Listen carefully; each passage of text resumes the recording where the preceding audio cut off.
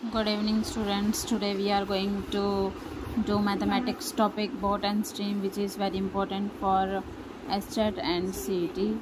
Okay, so suppose there is a boat which is having speed x and we will suppose the speed of river is y. ठीक है, अगर दोनों एक साथ एक ही दिशा में बढ़ रहे हैं, ठीक है, बोट और आपकी जो लहरें हैं, नदी का बहाव एक ही तरफ है, तो उसको हम क्या बोलते हैं, डाउन स्ट्रीम बोला जाता है।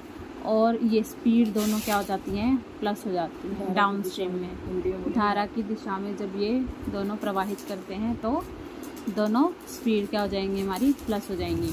दूसरा केस क्या आता है, अप स्ट्रीम, ठीक है, अपोजिट दिशा में, कि जो बोट है और जो नदी की धारा है दोनों एक दूसरे की अपोजिट दिशा में जा रही है, ठीक है। तो पहला क्वेश्चन हम इसको आप बोलोगे y, इसमें स्पीड क्या हो जाती है, x माइनस वाई हो जाएगी, ठीक है। फिर फर्स्ट क्वेश्चन है आपका the speed of boat in down stream, ठीक है, मतलब जो धारा की दिशा में स्पीड है उसकी क्या है, 18 किलोमीटर प्रति घंटा है। मतलब जो x प्लस वाई दे रखा है वो क्या है, 18 किलोमीटर पर आवर है।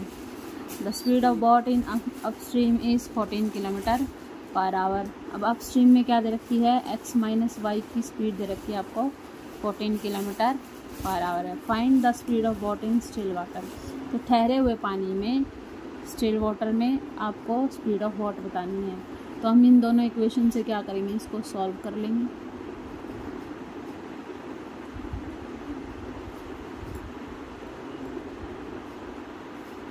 देखो सॉल्व जब करते हैं तो यहाँ पर ये ऑटोमेटिकली हम क्या मान लेते हैं, यहाँ पे प्लस का साइन है, यहाँ भी प्लस के साइन है। अब यहाँ पर अपोजिट साइन है, जो अपोजिट साइन के साथ है वो कैंसिल हो जाते हैं एक दूसरे के साथ, ठीक है। तो यहाँ पर बचा क्या, 2x इक्वल टू 8 + 4 12, 1 + 1 2 और 1 कैरी 3 32। तो ये कैंसिल आउट होकर क्या आ जाएगा, 16। तो x हमारा यहाँ पर क्या आ गया, 16 किलोमीटर पर आवर। ये आपकी स्पीड है बोट की, जो कि कहाँ है, ठहरे हुए पानी में। अब ठहरे हुए पानी में y क्या होगा, 0 होगा। तो इट मीन्स जो ये स्पीड आई है वो किसकी आई है, बोट की स्पीड आई है। उसके बाद है second question the speed of boat in down stream is 12 kilometre per our and speed of stream is 3 kilometre per our. Find the speed of boat in upstream. Upstream में आपको इसकी वो बतानी है, स्पीड क्या होगी अपस्ट्रीम में, ठीक है। तो डाउन स्ट्रीम में क्या दी हुई है, स्पीड दे रखी है डाउन स्ट्रीम की, तो मतलब x प्लस वाई आपको दे रखा है 12 किलोमीटर पर आवर। और क्या बोला, स्ट्रीम की स्पीड दे रखी है, मतलब y जो दिया हुआ है y 3 किलोमीटर प्रति घंटा दिया हुआ है। यहाँ पर y की वैल्यू पुट कर लेंगे हम, तो यहाँ से आपको क्या मिल जाएगा, x कितना आ गया, 12 में से 3 9 किलोमीटर पर आवर, ठीक है। आप पूछ रहा है कि बोट की स्पीड बता दो, find the speed of boat in upstream. Upstream क्या होती है हमारी, x माइनस वाई, ठीक है।